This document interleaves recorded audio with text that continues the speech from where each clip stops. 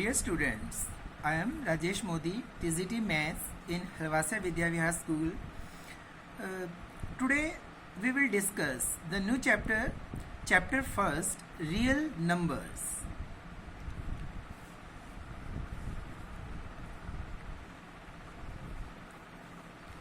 ये चैप्टर आप 9th class में भी पहले पढ़ चुके हैं और उसका मैं थोड़ा सा ब्रीफ में समझाऊंगा कि रियल नंबर्स में सबसे पहले हम क्या लेंगे, नेचुरल नंबर्स.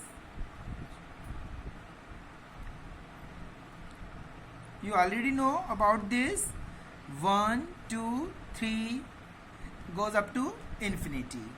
होल नंबर्स, इसमें 0 इंक्लूड कर दो. 0, 1, 2, 3 टू अप इन्फिनिटी.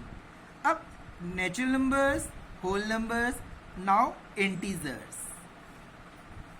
अब इंटीजर्स में all negative numbers of natural numbers.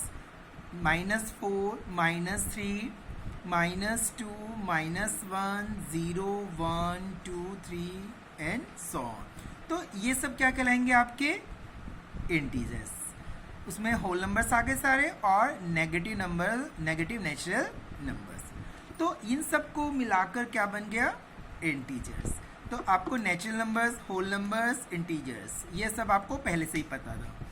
अब रियल नंबर्स जो है, रेशनल और इरेशनल, इनको मिलकर क्या बनता है, रियल नंबर.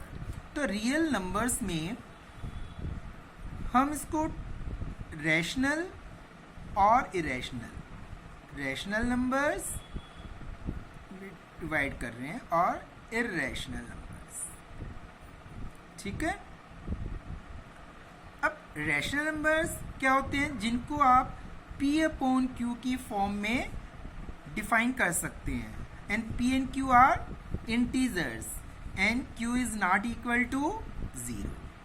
या पढ़ चुके हैं पहले रेशनल नंबर.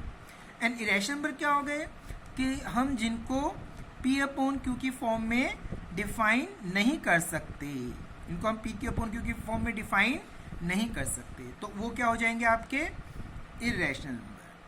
अब रेशनल नंबर को हम P/Q की फॉर्म में डिफाइन कर सकते हैं, जैसे 1/3. 1 भी इंटीजर, 3 भी इंटीजर, तो क्या हो गया ये रेशनल नंबर.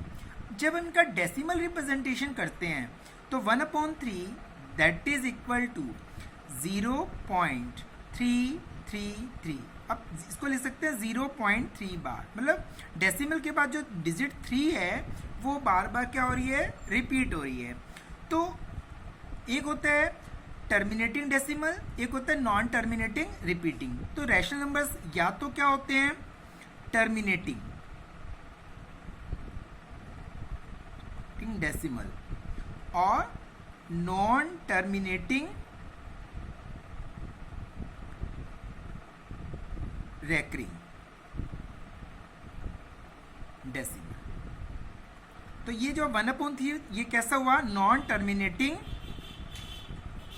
Recurring decimal. में पूरा पूरा टर्मिनेट नहीं होता और डिजिट रिपीट हो रही है. Recurring means repeat. और टर्मिनेट का जैसे ये है 2/5 दैट इज इक्वल टू 0.4. ये पूरा पूरा टर्मिनेट हो गया, तो ये क्या कहलाएगा आपका टर्मिनेटिंग डेसिमल. अब ये तो था रैशनल नंबर्स. इरेशनल नंबर्स जिनको हम P/Q की फॉर्म में डिफाइन नहीं कर सकते, जैसे √2, √3, √5 एटसेट्रा. तो ये क्या सब क्या कहलाएंगे आपके इरेशनल नंबर्स. और जब इनका डेसिमल रिप्रेजेंटेशन के रूप में देखें तो ये non terminating, non repeating decimal. ठीक है. और ये सब आप पहले 9th क्लास में भी पढ़ चुके हैं. ठीक है. तो इनके बारे में बताया, समझ में आया. आज हम रियल नंबर्स में सबसे पहले हम जो हमारा टॉपिक है मेन, यूक्लिड्स डिवीजन लेमा, इसके बारे में पढ़ेंगे. Euclid's division lemma.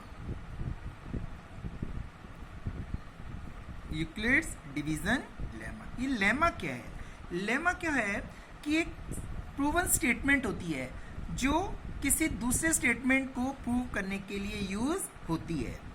और यूक्लिड लेमा को हम ऐसे भी समझें कि lemma is in fact a restatement of long division process, क्योंकि जो हमारा यूक्लिड का जो डिवीजन लेमा है ना, ये डिविजिबिलिटी ऑफ इंटीजर्स है, divisibility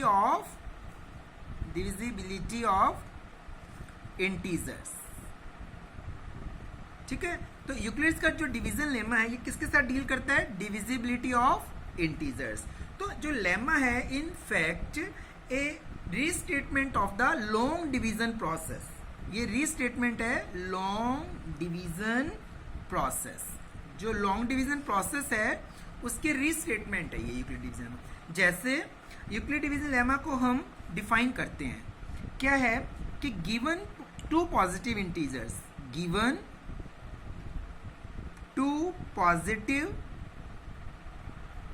integers a and b, there exist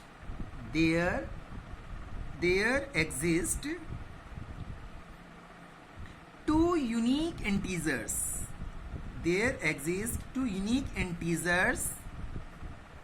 q and r satisfying a is equal to bq plus r, where 0 is less than equal to r less than b। अब इसको समझिए कि two positive integers हैं a and b, और there exist two unique integers q and r जो इसको satisfy कर रहे हैं, a is equal to B Q plus r। तो ये बिल्कुल रीस्टेटमेंट है लॉन्ग डिवीजन प्रोसेस की, जो हमने पहले पढ़ा था सर कि डिविडेंड ए क्या हो गया आपका? डिविडेंड। बी क्या है आपका? डिवाइजर। क्यू क्या है? कोशिएंट। और आर क्या आ जाएगा आपका? रिमाइंडर। तो dividend is equal to divisor into quotient plus remainder. तो वही स्टेटमेंट को आप यूक्लिड्स ने डिवीजन लेमा में शो किया है। तो यूक्लिड्स का डिवीजन जो लेमा है that is equal to a is equal to B Q plus r, where जो रिमाइंडर है वो क्या होना चाहिए? बी से हमेशा लेस होगा। जैसे हम कहते हैं ना कि remainder is less than divisor, तो बी क्या है? डिवाइजर। और जो रिमाइंडर है वो या तो इक्वल टू 0 या फिर 0 से हमेशा क्या होगा? ग्रेटर होगा। ठीक है, तो इसलिए Euclid's division lemma is a is equal to B Q plus r. ठीक है, अब बिल्कुल ये डिवीजन लॉन्ग डिवीजन जो प्रोसेस हम करते हैं डिवीजन एल्गोरिथम से वही है। अब ये है यूक्लिड्स डिवीजन एल्गोरिथम, इसको हम यूक्लिड डिवीजन एल्गोरिथम क्या है? एल्गोरिथम वही है कि किसी भी हमें प्रॉब्लम को सॉल्व करने के लिए हम स्टेप बाय स्टेप चलते हैं। तो वेल डिफाइंड जो स्टेप्स होते हैं हमारे किसी भी प्रॉब्लम को सॉल्व करने का प्रोसीजर होता है। ये भी कोई प्रॉब्लम सॉल्व करें तो हम स्टेप बाय स्टेप उसको हम कैसे सॉल्व करेंगे, that is called algorithm. Understand? तो यूक्लिड्स का जो डिवीजन एल्गोरिथम है वो आपके स्टेप बाय स्टेप हम किसी भी डिवीजन को कैसे करेंगे, डिवीजन प्रोसेस को। अब जैसे 49 एंड 6 आपके पास 2 नंबर्स हैं, हम इसका डिवीजन करते हैं। 49 को किससे डिवाइड करते हैं? 6 से। तो अब 6 का हाईएस्ट मल्टीपल क्या होगा? जो 49 से लेस होगा क्या होगा? लार्जेस्ट मल्टीपल ऑफ 6 इज 48 और 1 रिमाइंडर। अब 6 का लार्जेस्ट मल्टीपल ऑफ 6 क्या है? 48, which is less than 49। So 8 is quotient and 1 is remainder. तो हमने क्या किया? ये 49 हमारा क्या है? A, ये 6B, ये Q और 1 क्या हो गया हमारा? रिमाइंडर। तो ये यूक्लिड्स का क्या डिवीजन लेमा, ये डिविजिबिलिटी ऑफ इंटीजर्स को शो करता है। इसीलिए अब यूक्लिड्स का जो डिवीजन एल्गोरिथम है वो क्या होता है? To compute the HCF of two given positive integers. Two given positive integers. जो यूक्लिड्स का division algorithm, Euclid's division algorithm, ये किसके यूज करते हैं हम? To compute the HCF of two given positive integers. तो एल्गोरिथम का मतलब स्टेप बाय स्टेप हम इसको कैसे सॉल्व करेंगे बाय यूक्लिड डिवीजन एल्गोरिथम। तो अब कोई भी हम टू पॉजिटिव इंटीजर्स ले लेते हैं। Let two positive integers for 55 and 42। अब टू नंबर्स हैं, जो नंबर ग्रेटर होता है दैट इज डिविडेंड ए, और जो स्मॉलर होता है वो बी, दैट इज डिवाइजर। अब यूज आपने कौन सा करना है? Euclid division lemma, Euclid's division lemma वही है बिल्कुल। लॉन्ग डिवीजन प्रोसेस का रीस्टेटमेंट है। देखो मैं आपको डिवीजन प्रोसेस से बता रहा हूं। पहले हम इसको डिवाइड करते हैं, क्या होगा? 42 3 5। अब 35 स्मॉलर है देन 42, बस। तो हम 45 को ऐसे लिख सकते हैं 42 इंटू 1, सॉरी ये जा नहीं रहा थे 10, 40, ये 35 5 हमने इसको यहाँ नोट किया, तो ये डिवाइड नहीं हो रहा, तो यहाँ क्या लगेगा? 0। तो 42 इंटू 10 प्लस 35, ओके। अब ये जो 10 है दैट इज क्वोशिएंट, और 35 क्या आपका?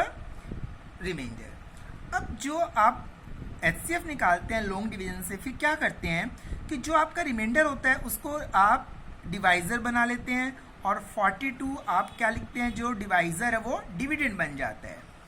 अब ये स्टेप आपने लिख दिया according to Euclid division lemma. तो अब आपका जो 42 है ये क्या बन गया? डिविडेंड, और 35 क्या बन गया? डिवाइजर। तो 42 को हम क्या लिखेंगे? 30, आप जैसे करते हैं ना ये 7। तो इसको हम सेकेंड स्टेप क्या लिखेंगे? 42 that is equal to 35 into 1 plus 7, okay. अब वही नेक्स्ट स्टेप बाय स्टेप चल रहे हैं ना। 35 7 5 जा 35। तो अब हमारा 35 क्या बन गया यहाँ पे? डिविडेंड। तो 7 इंटू 5 प्लस 0। अब जब हमारा रिमाइंडर 0 आ जाता है तो उसके बाद हम डिवाइड नहीं करते। अब हमारा यहाँ पे जो 7 है वो क्या है? Divisor. Then 7 is our required HCF. तो ये जैसे हमने लॉन्ग डिवीजन से किया, अब इसको हमने इस लेमा, यूक्लिड डिवीजन लेमा का यूज करते हुए एल्गोरिथम स्टेप बाय स्टेप आपको ऐसे लिखना है कि 455 42 इंटू 10 प्लस 35। फिर आप 42 को डिविडेंड बनाएंगे, 35 से करेंगे, तो 42 35 इंटू 1 प्लस 7। फिर आप 35 दैट इज डिविडेंड, फिर आप 7 को डिवाइजर, 7 इंटू 5 प्लस 0। अब 0 जब आएगा we can not divide. Now 7 is divisor, that is our required HCF. तो अब हम जैसे ये आते हैं एचसीएफ ऑफ 455 42, इसका मतलब है HCF of 45 and 42 by Euclid division lemma. तो आपको ये स्टेप करने हैं और that is our answer 7। Understand? एक एग्जाम्पल और मैं लेकर आपको बताऊंगा और फिर आप इससे रिलेटेड क्वेश्चंस करेंगे। जैसे 225 एंड 135, आपके पास 2 नंबर्स हैं। अब आप इन दोनों नंबर से ये आपके पास एक डिविडेंड हो गया और एक divisor. You have to find the HCF by Euclid's division algorithm. क्योंकि एल्गोरिथम इसलिए बोलते हैं ना क्योंकि step by step lemma use हो रहा है डिविजिबिलिटी, और एल्गोरिथम इसलिए बोलते हैं कि वही हमें एक स्टेप बाय स्टेप कैसे इसको सॉल्व करना है। तो using Euclid's division algorithm you have to find the HCF using Euclid's division algorithm.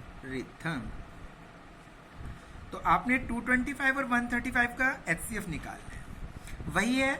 अब जो बड़ा होता है दैट इज डिविडेंड। ए कितना हमारा 225 और बी हमारा कितना है यहाँ 135।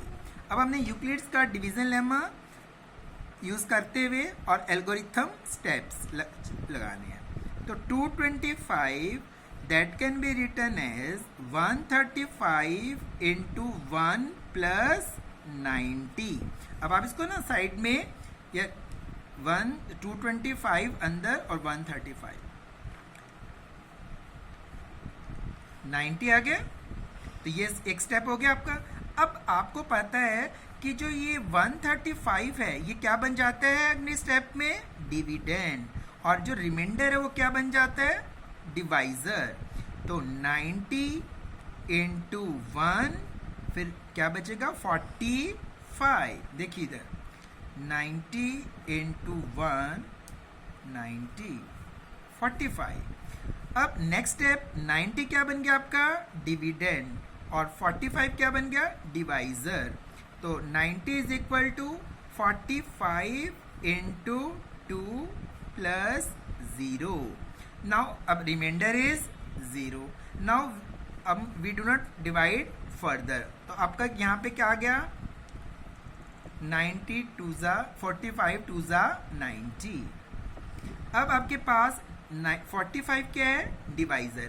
जब लास्ट स्टेप आपका रिमाइंडर 0 आ जाता है तो जो आपका लास्ट स्टेप का B that is divisor is your required HCF।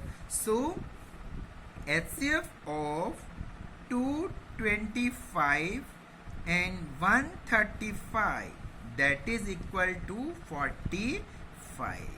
Understand? So in this type we can find the HCF of two positive integers by Euclid's division algorithm. तो आज हमने रियल नंबर्स में एक टॉपिक पढ़ा Euclid's division lemma and Euclid's division algorithm, जिसकी help से हम to positive integers के HCF को फाइंड आउट करते हैं। ओके।